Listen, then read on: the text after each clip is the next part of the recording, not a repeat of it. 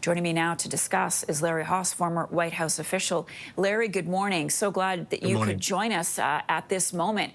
What do you make of this statement from Trump? What message is he sending to both the regime and to the protesters on the streets?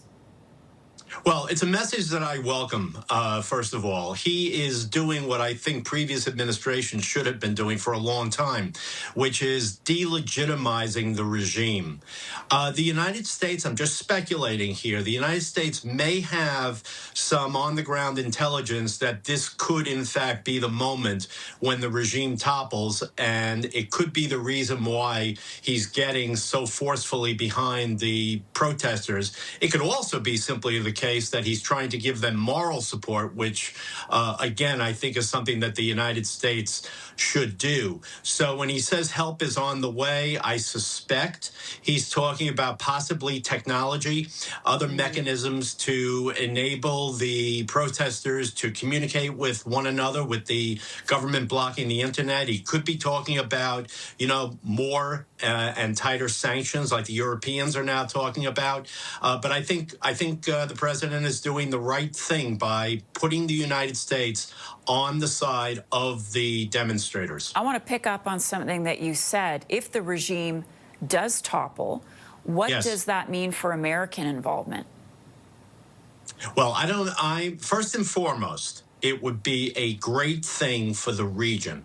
Iran, for the longest time, has been the most destabilizing force across the greater Middle East, both in and of itself, as well as through the terrorist organizations that it sponsors and funds and equips, like Hezbollah, Hamas, Palestinian Islamic Jihad. With regard to American involvement, if the regime topples, I suspect that what the United States could try to do is to help the opposition gather and plot Iran's future. This used to be a pro-Western country.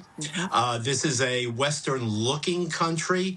I think, unlike Venezuela, there is more of a chance of a democratic transition. But we've got a lot of different forces. The son of the Shah would like to take over as the next leader, and he's more in the model of a king. So a lot of uncertainty. But I would think in this volatile and very important region, the United States certainly would see a role for itself in trying to help make as smooth a transition to something peaceful and stable and democratic as possible.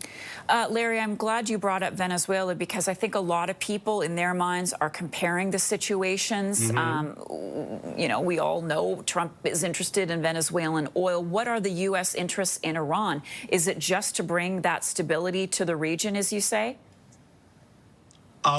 Listen, I think it's much more on the stability front than it is in terms of trying to get natural resources out of Iran. They do have an oil sector.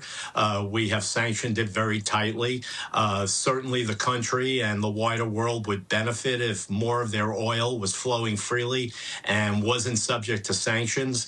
Basically, the Iranians are only exporting oil to the Chinese at this point. And, as a result, their economy is in terrible shape. But I don't think this is a play by the United States for, going in and seizing anything or trying to capture, valuable minerals, other natural resources. I think this is largely about stability and more peace, and maybe the extension of the Abraham Accords for more peace deals with Israel, maybe more of the side of the Gulf states like, Saudi Arabia and Jordan and Egypt, who have long opposed the destabilizing activity of the Iranian regime over the last more than 40 years.